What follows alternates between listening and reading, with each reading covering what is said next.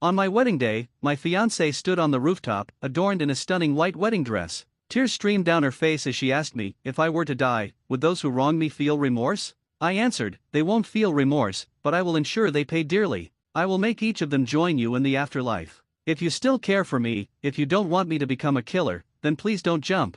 I promise to take care of you for the rest of your days. She wiped her tears and managed a weak smile, saying, I'm sorry, but I can't hold on any longer. Every day I live, I just want to end it all. My heart ached with sadness. I loved her deeply, yet if she chose to jump, I would understand her pain. Earlier that day, I accompanied my fiancée to try on wedding dresses. The first dress was already breathtaking. Just seeing her in it made my heart race. If it weren't for the crowd in the store, I would have embraced and kissed her right then and there. She shyly asked if she looked beautiful. A little boy, brought in by an adult, overheard and mischievously shouted, "Wow, so ugly." My fiancée was hurt, so I quickly praised her, saying she looked like a princess and to ignore the child's nonsense. Only then did she cheerfully say, "Aren't you going to buy a milk tea for your princess? Wearing a wedding dress is so hot." I foolishly agreed and dashed off to get her milk tea. That was the moment I unknowingly set her life on a tragic path. When I returned with the milk tea, I found a crowd gathered at the entrance of the bridal shop, many filming with their phones. Curious about the commotion, I pushed through the crowd and was horrified to see my fiancée lying on the ground, disheveled.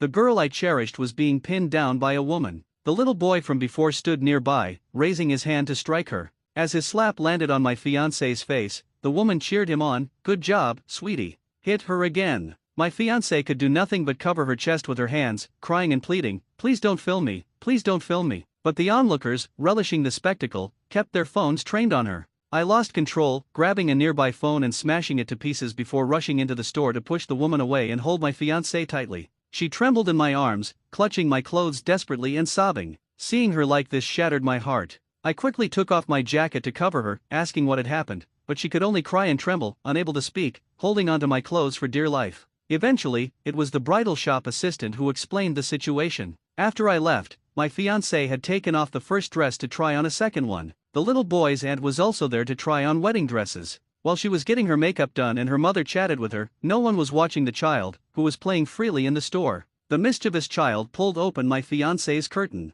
Many bridal shops have fitting areas in the main hall for better lighting. When the curtain was pulled back, everyone in the store saw her undressed. She was both ashamed and furious and instinctively slapped the child. The child's parents were furious, accusing her of being shameless and hitting their child. They rushed at her, pinning her down and encouraging the child to retaliate. The woman fought dirty, specifically tearing off clothes to exploit others' sense of shame while committing the most outrageous acts. Countless pains magnified in my heart. I held her, feeling a deep ache. As a man who could accept the girl he loved being humiliated and beaten, just imagining what she had just endured made it hard for me to breathe. The shopkeeper had already called the police, and they arrived quickly. The woman screamed and cried to the officers, claiming she was taking the child to the hospital for a checkup and that she would not spare us if the child was hurt. A policeman came to ask us what had happened, but my fiancée was still trembling in my arms and couldn't say a word. Seeing her like this made me more anxious, so I told the police, "Can you take my fiancée to the hospital for a checkup first? She doesn't look well." The woman immediately shouted, "What a pretentious coquette. Acting all delicate is disgusting. When I was breastfeeding my child, I didn't care if people saw. What kind of woman acts like such a pretentious coquette?" I wanted to tear her tongue out, but at that moment, my mind was filled with worry for my fiancée's safety. Ignoring the police nearby, I held her and walked out, getting into the police car and asking them to take us to the hospital first. At the hospital, the police informed me that this was likely considered mutual assault. The details would have to wait for the injury report. I asked my fiancée to see the doctor, but she was shaking so badly she couldn't walk, so I ended up carrying her into the examination room. The doctor began examining her and soon frowned, asking me to step out. I could only leave, filled with worry. The little boy soon emerged, and it turned out he wasn't even slightly injured. He ran to his mother, covering his face and crying that it hurt. The woman hugged her child, glared at me viciously, and kept comforting her child, "Don't be afraid, my dear. If anyone bullies you again, we'll fight back." I clenched my hands tightly, biting my nails, praying that everything would be okay. After a while, the doctor came out, but my fiancé didn't. He told us, "The situation is complicated. The patient is experiencing palpitations and shortness of breath, and she is mentally unstable. I've contacted an ambulance to transfer her to the central hospital. She might have post-traumatic stress disorder." I was stunned, and the woman was also shocked. She anxiously said, "Am I the only one who thinks she's exaggerating? In this day and age, what's wrong with being seen a little?" She was even wearing nipple covers. If she's so old-fashioned that this little thing causes mental illness, then she shouldn't come out and harm others." She didn't finish her sentence. I rushed to her side, grabbed her hair, and dragged her into the restroom. The nearby police saw the commotion and quickly tried to stop us, but I swiftly closed the door. Since the child was in her arms, he was also dragged into the restroom. There were urgent knocks on the door from outside, and she nervously said to me, "What are you going to do? Are you going to hit me in front of the police?" I punched her in the stomach, making her kneel in pain. She clutched her stomach and screamed, "Help! Police! He's hitting me!" I pulled her by the hair and dragged her to the stall. The little boy fell to the floor, crying and hitting me with his tiny fists. "Let go of my mom," I coldly said, "then don't close your eyes. Watch your mom." I pulled the woman by the hair and opened the stall door. She asked me in panic what I was going to do. I said, "Teach you a lesson." I shoved her head into the toilet bowl, making her face flush, and she started vomiting violently. I pressed her head down and flushed the toilet. I shouted angrily, "Your mouth is so dirty, let me help you clean it first." She tried to struggle to get up but was pushed back by me. She wanted to vomit but was forced to swallow it back. The child was crying in fear, "Bad man. You're a bad man." I turned to him and said, "Yes, I'm a bad man." "Good boy, watch closely and remember this bad man's face." The woman was convulsing, and just then, the police broke open the door. I raised my hands and said coldly, "I won't resist. Please take my fiancée to a big hospital. And if this woman is scared too, it's because she's too weak-minded. Please don't let her harm others in the future, okay?" I was taken to the police station and told the police that I was willing to be punished for hitting the woman, but she had to pay for touching my fiancé. However, life is not a drama, and not everything gets justice. The woman was only detained for a day because she had 2 children at home and was a breastfeeding mother. She was released quickly. We wanted to pursue criminal charges, but the police said my fiancé wasn't physically injured, so it couldn't be pursued criminally. As for just post-traumatic stress disorder, it didn't meet the standard for minor injuries. Unwilling to accept this, I took my fiancé to consult a lawyer who told us that in such cases, we could only sue for civil compensation. He advised us to let it go. I got angry and asked if we could sue for defamation, something I found online. The lawyer shook his head and told us that the law has special considerations for breastfeeding women. It's almost impossible to imprison her for this, and even if we managed to sue, she would likely get probation or bail. When we left the lawyer's office, my fiancée kept her mouth tightly shut, tears streaming down her face. I hugged her tightly, and she cried uncontrollably in my arms. She asked me, "Why do bad people never get punished?" I had no answer. To some, paying a bit of money is punishment enough, but to us, the cost of committing a crime was too low. I refuse to believe in evil. I won't let my girl suffer such a fate. I tried contacting several more lawyers and even communicated with the court, but in the end, everyone told us that the most we could pursue was a civil lawsuit. My fiancée's mental state was deteriorating, she had trouble sleeping every night, and even when she did fall asleep, she would wake up from nightmares, trembling in my arms. She cried and told me that living in this world was exhausting, that every time she closed her eyes, painful memories would come back. The psychologist advised us to keep her engaged in activities that gave her a sense of accomplishment and to avoid idleness as it would only make things worse. As our wedding date approached, whenever she was unhappy, she would immerse herself in the wedding preparations, hoping to forget the pain through busyness. She would temporarily forget her pain, happily choosing flowers, booking dishes, and even designing the wedding entrance herself. But life is not a drama, it relentlessly drives good people to despair. As our wedding day neared, my in-laws suddenly called us back home. When my mother-in-law saw me, she handed me a large red envelope. I opened it to find it full of cash. My mother-in-law said, "This is the 50,000 yuan betrothal gift your family gave us earlier. I'm returning it all to you today, plus an additional 30,000 yuan as my compensation." I didn't understand what this meant. She sighed and told me that she hoped we would cancel the wedding. My fiancée was stunned. She had been busy with the wedding preparations these past days only to be told to cancel it now. My father-in-law suddenly took out his phone and placed it on the coffee table. I looked at the screen, it was a video posted in their neighborhood chat group. It showed my fiancée being stripped and beaten in the bridal shop earlier. In the video, my fiancée was covering herself, begging those people not to film, but they only wanted to watch the drama, ignoring her pleas and capturing her most miserable moment. Not only did this person post the video, but she also said in the group chat, at the bridal shop on Chunyua Road, the mistress and her man were taking wedding photos and got stripped by the wife. The child was so angry that he beat the mistress. My fiancée and I were stunned. The situation was clearly not as this neighbor described. But when she fabricated such a story, it made the video content seem very reasonable. She acted very emotional, posted a crying emoji, and said in the group chat, "Even such a small child knows to defend his mother. This woman is truly a filthy vixen. Share this, expose the wench, it's everyone's responsibility." The chat group was in an uproar. Everyone was cursing and insulting my fiancé. People blindly believed what they heard, losing their ability to think independently. I flipped through the phone but didn't see any response from my in-laws. I asked my mother-in-law, "Why didn't you clarify?" She said, "I can't clarify. Fortunately, you were wearing bridal makeup that day, so the neighbors didn't recognize you. As long as I don't speak up, they won't know it's my daughter." My fiancé stared blankly at my mother-in-law, trembling as she spoke. "Mom, are you just going to let them make up lies so they don't know it's your daughter?" My mother-in-law said, "I'm doing this for your own good. Things have escalated to this point, you shouldn't go through with the wedding. It's too embarrassing." My fiancé interrupted her, crying, "Mom, I'm not dirty. Why shouldn't I get married? Do you think I don't want my daughter to get married? Use your brain. If you get married, put on your bridal makeup, everyone will recognize you as the person in the video. Do you think your wedding will be happy? Do you think people will bless you, or will they secretly laugh at you? I'm doing this for your own good. Why don't you understand?" My fiancé couldn't respond. We both understood what my mother-in-law meant. Even if we could clear her name, once the wedding took place, my fiancé would inevitably become a laughingstock at the wedding. These past few days, my fiancé's mood had been improving slightly, but she finally couldn't take it anymore. She ran into the bedroom and slammed the door shut. Moments later, I heard her heart-wrenching cries from the bedroom. "Why am I the only one who gets hurt? I didn't do anything wrong. Why am I the only one who suffers?" Hearing her cries felt like a knife to my heart. Indeed, she did nothing wrong. Why should she bear all the pain? We were now faced with the most painful decision. Either swallow our pride and live under the shadow of slander, hiding our lives and bearing the false accusations to maintain peace, or speak out for the truth. But this would let everyone know who she is and where she lives, subjecting her to gossip and whispers for the next decade, even when taking out the trash. No matter which path we chose, we were the only ones who would get hurt.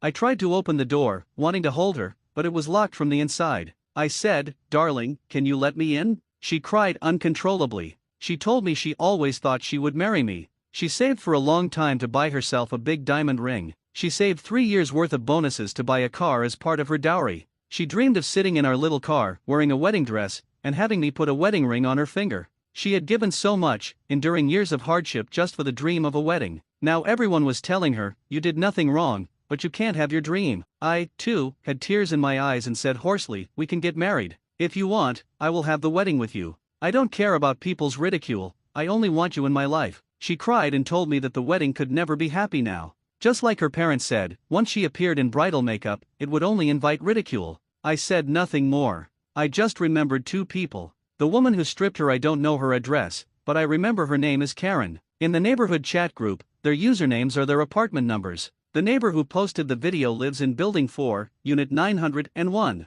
I said nothing, just etched these people into my memory. I clenched my fists, suppressing my inner beast. Every woman in this world has a man who loves her deeply. For her, he would do anything. I need to find that lying neighbor. I must make her understand that some things shouldn't be said carelessly. Since my in-laws don't dare to clear my fiancé's name in the chat group, I'll go find that person in person and make her tell everyone that she was mistaken and wrongfully accused an innocent person. While my fiancé was crying in the room, unwilling to see anyone, I went directly to Building 4, Unit 901. I knocked on the door of 901, but there was no response. I knocked a few more times, and then the door of 902 opened. It was an elderly couple who looked at me puzzled and asked what I was doing. I said I was looking for the resident of 901. The elderly couple looked at me in surprise and said, "901 hasn't been sold yet." I was stunned. If 901 hasn't been sold, how could there be an owner spreading rumors in the group chat? Thinking there must be some mistake, I decided to go ask the group administration. The neighborhood chat group was not created by the property management but by the residents themselves to make it easier to complain about the property management.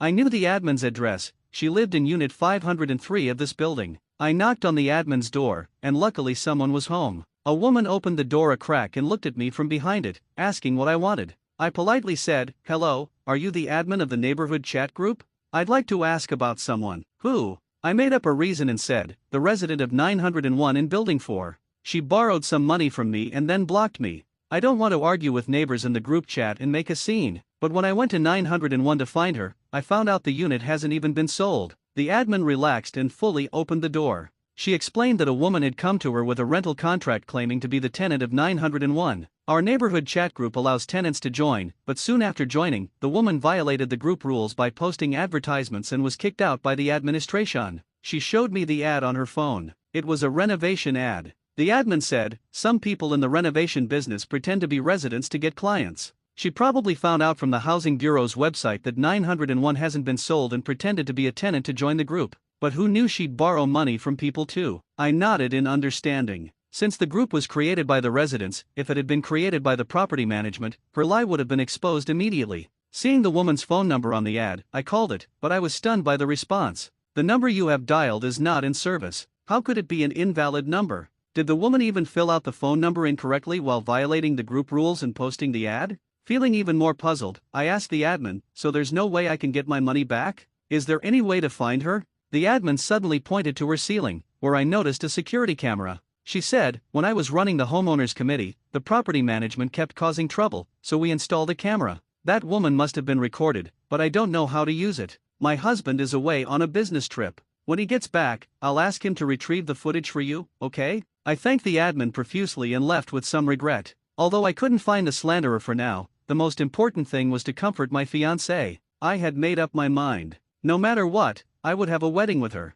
She is the woman I love the most, and I can't let her be with me with any regrets. The day of the wedding arrived. I put on my suit, tied my tie, and pinned a boutonniere to my lapel. I knew the wedding was cancelled, but I wanted to tell my girl. I booked the plane tickets, planned to take her to the beach, and called a local church to find a pastor. At sunrise, I would put the wedding ring on her finger. At sunset, we would make our vows. Even if our wedding was cancelled, I wanted to tell her in front of the pastor that no matter what sickness, health, poverty, wealth, I would be with her for life. We are not Christians, but to give her a wedding, I would serve the Lord. However, a frantic phone call brought the dream crashing back to harsh reality. When I answered my mother-in-law's call and rushed to the hotel, I saw my fiancée standing on the rooftop wearing her white wedding dress. My heart ached as if it were being torn apart. I could hardly breathe.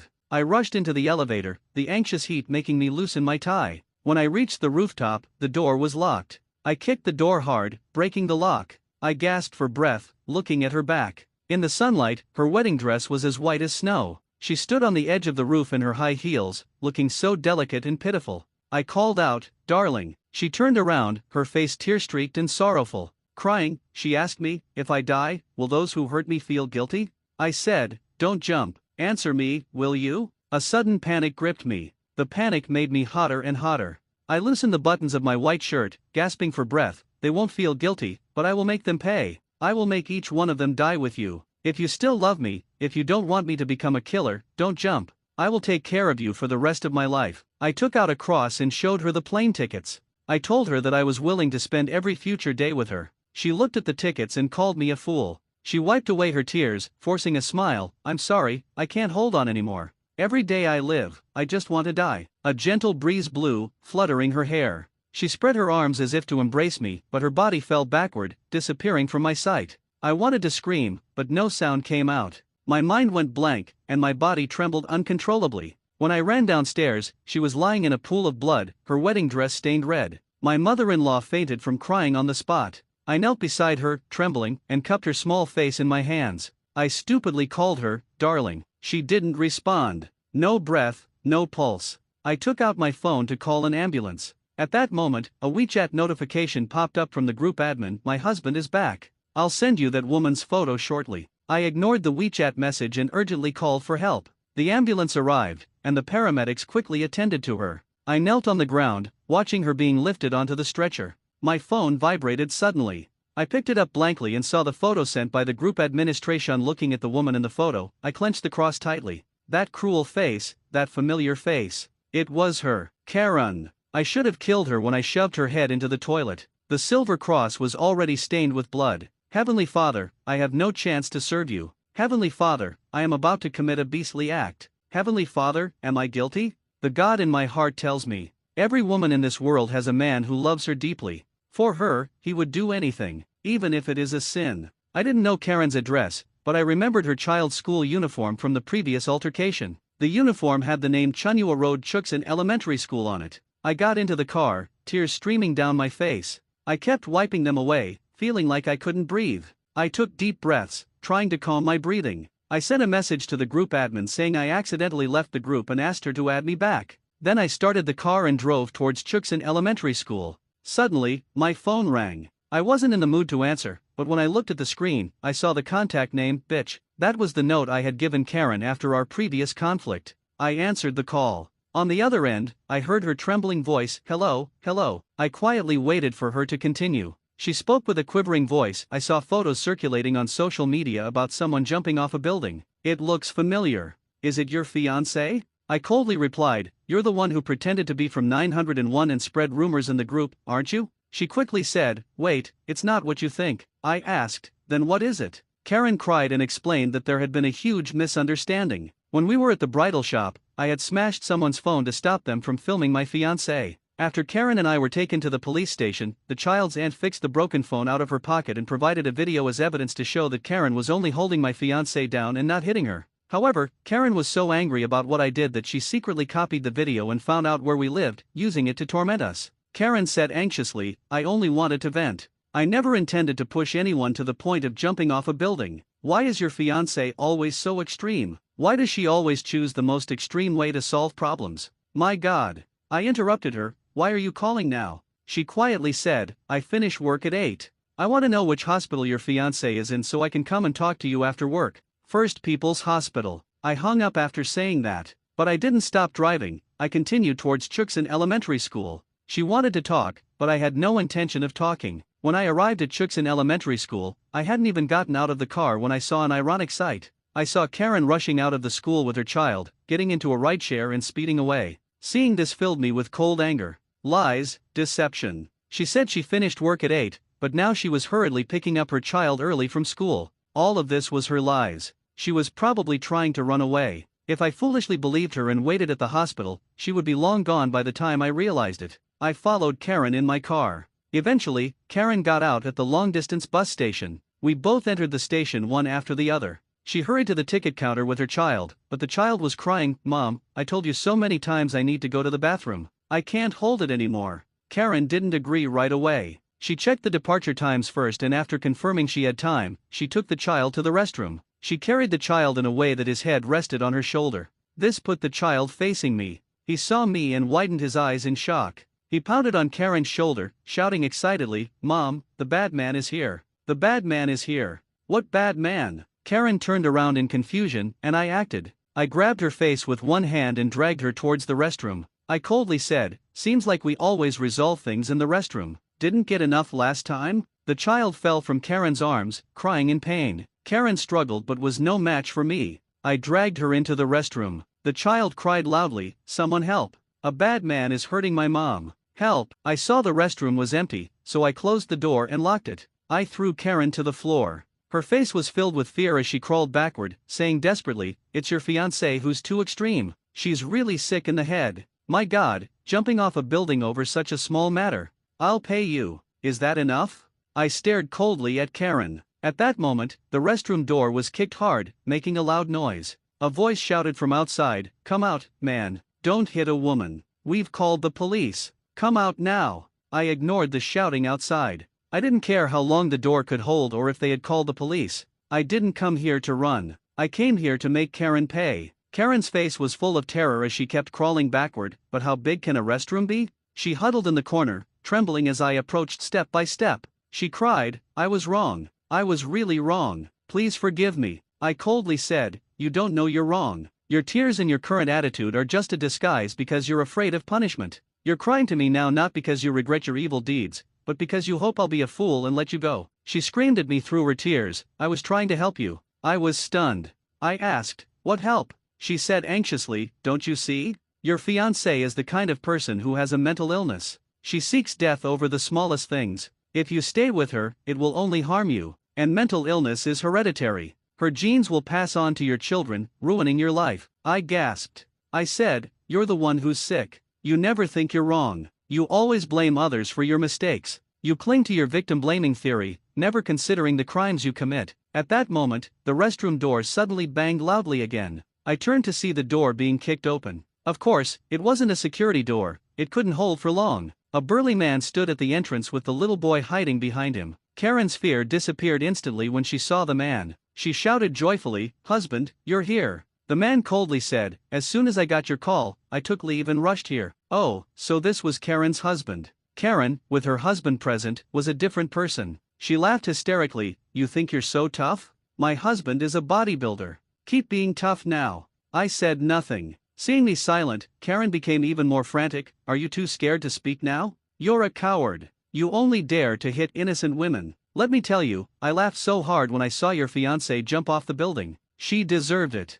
She hit my child, it's karma. I hope she dies. I hope the hospital throws her in the morgue. Go ahead and let the judge sentence me. I asked a lawyer, even if she dies, at most, it's just defamation. I get less than 3 years. That's the fairness of the law. The law doesn't protect bitches like her. Before she could finish, I slapped her across the face. She spun half a circle and fell softly to the ground, her nose bleeding profusely. She covered her nose, screaming in pain, "Husband! He hit me." Karen's husband finally couldn't take it anymore and lunged at me. I knew I couldn't beat him in a fight, he was too strong. But I didn't come to fight. I loosened my tie, watching him come closer. Karen's husband grabbed my neck, trying to lift me, and I kicked him hard in the groin. He doubled over in pain, and I clenched my fist, punching him hard in the throat. He could barely breathe, clutching his neck in agony. I grabbed his head, raised my knee, and smashed it into his nose with all my strength. The strong Karen's husband lost all his strength instantly. He vomited a mouthful of blood and collapsed to the ground, convulsing. He didn't understand.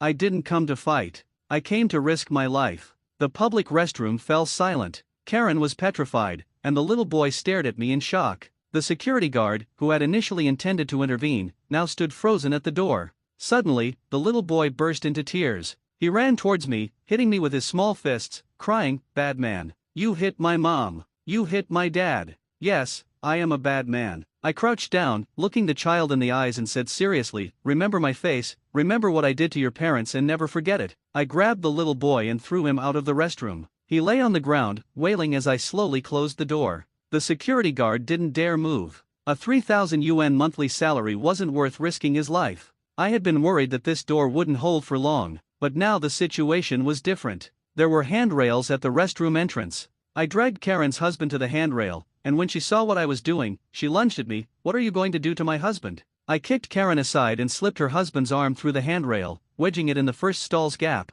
Then, I took off my belt and tightly secured his upper body to the handrail. After finishing, I tested the door. Every time I opened it a little, it pressed down on Karen's husband's arm. If I continued, his arm would break completely. This was the best lock. With everything in place, I took out my phone and pointed it at Karen's face. I said, "Confess all your wrongdoings honestly." Karen wiped her bloody nose, trembling as she looked at the camera in terror. She had completely lost her previous arrogance and obediently started speaking into the camera. "I am shameless. I snuck into the homeowner group and smeared others. I didn't control my child, it's all my fault." She confessed her sins to the camera, then asked me quietly, "Can you let us go now?" I shook my head and said seriously, "Do you know the saying, a lie travels halfway around the world while the truth is still putting on its shoes? Your apology may not reach everyone. The only way to ensure people see your apology is to make it compelling and shareable." "What do you mean?" "I mean your apology video needs to have something eye-catching." Hearing this, Karen instinctively clutched her clothes.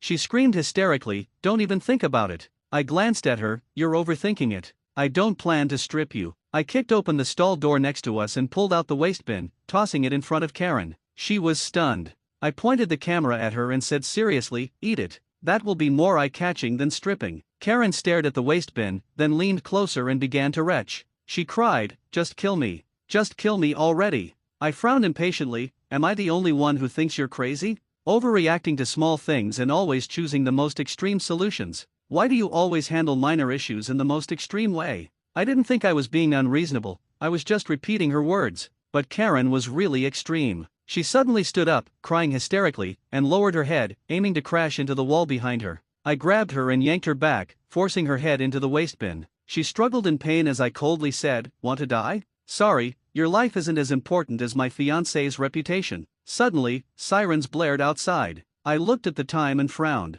So fast, only a few minutes. But it didn't matter.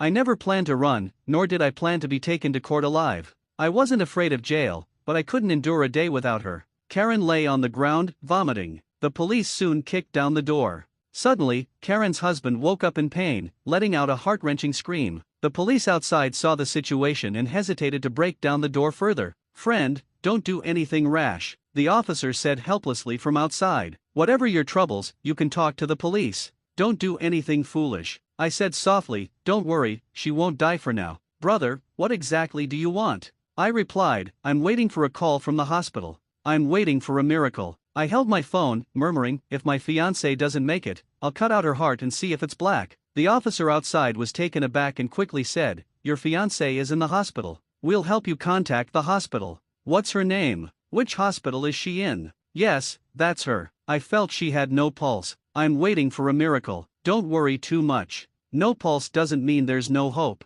We'll contact the hospital right away for you. Just stay calm, and we can talk about any issues. Look, this man here is seriously injured. Let me take him to the hospital first. The sooner he gets to the hospital, the more lenient your situation will be. You still have time, don't make a big mistake. I sighed and stopped responding to the voices outside. They didn't understand. If anything happened to my fiancée, there would be no discussion. No matter the outcome, it wouldn't matter to me. Suddenly, I remembered the day I proposed to her. Although she said she had scrimped and saved for a long time to buy herself a big diamond ring, I knew she was lying. My fiancée was a little miser. On holidays she didn't want gifts, just cash. The first cup of milk tea in autumn, 52 yuan. Valentine's Day transfer, 520 yuan. New Year's red envelope, 1,314 yuan. All those numbers with romantic meanings. But I never saw her make any big purchases. Until one time she was taking a bath, and I looked at her phone. I didn't intend to check her chat history, I just wanted to use her phone for a verification code to log into a membership to watch a movie. I saw her screen was on a memo titled Eternal Savings. It recorded every transfer I made, and I saw her target amount, 20,000 yuan. The tag had the price exactly 20,000 yuan. I knew with the atmosphere set and everyone watching me excitedly, I had to propose. I got down on one knee and asked her if she would marry me. Through sickness and health, for life. We would be together forever. I wondered if she had used eye drops beforehand because her tears flowed like a film star in front of her friends. Well, after saving up so hard for the 20,000 yuan and spending it all, she probably couldn't help but cry. She jumped into my arms, tilted her head, and with a smile told me, even if she died, she would haunt me every day. I was so silly then. I just held her and smiled like a fool. I forgot to make her spit 3 times to ward off bad luck. I overestimated my own strength. I also underestimated the police. I thought they wouldn't be able to easily open the door, but they just opened it a bit and suddenly threw in a smoke grenade. In the small restroom, thick smoke quickly filled the space, making it impossible to see and causing me to cough painfully. With a loud crash, the police broke through the wall next to the door. A second wave of officers used large bolt cutters to snap the handrail at the bottom, then pushed the door open, shouting, "Hurry!" I was pinned to the ground by the police. No matter how unwilling I was, I appeared weak in the face of the state machinery. We were all dragged out by the police, and Karen cried beside them, accusing me of my crimes. I looked at her and couldn't help but laugh.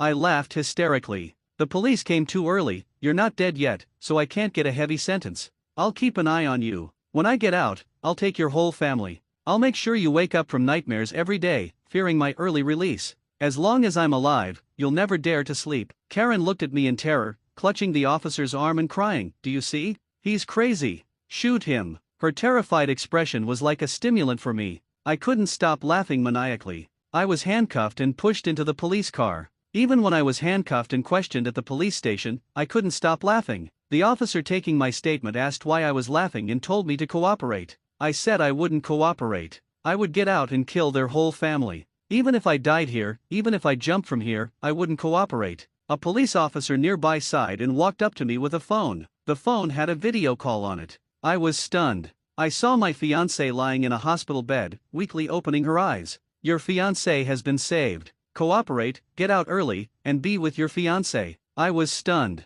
Looking at the video, I finally couldn't hold back my tears and cried like a child. I said okay, I would cooperate. Karen was lightly injured, and Karen's husband had minor injuries. By rights, I should be sentenced to less than 3 years, but to my surprise, Karen's family provided a letter of forgiveness. I couldn't accept this. I couldn't possibly pay compensation to her family. Until the lawyer sat with me and told me that my family hadn't paid Karen's family. I asked the lawyer what was going on. He said, "Here's the situation. From what I've gathered, Karen is terrified of you coming out and seeking revenge. She originally planned to sell her house and move, but the property prices in her neighborhood have dropped significantly. If she wants to sell quickly, she would lose 600,000 yuan. I said in astonishment, how can she be so selfish? Did she consider my feelings? It's hard for me to find her. Don't interrupt. The point is she doesn't want to lose that much money, so she wants to make peace with you. Why should I? She's not asking for medical expenses, and her video has spread widely. Almost everyone locally knows about it.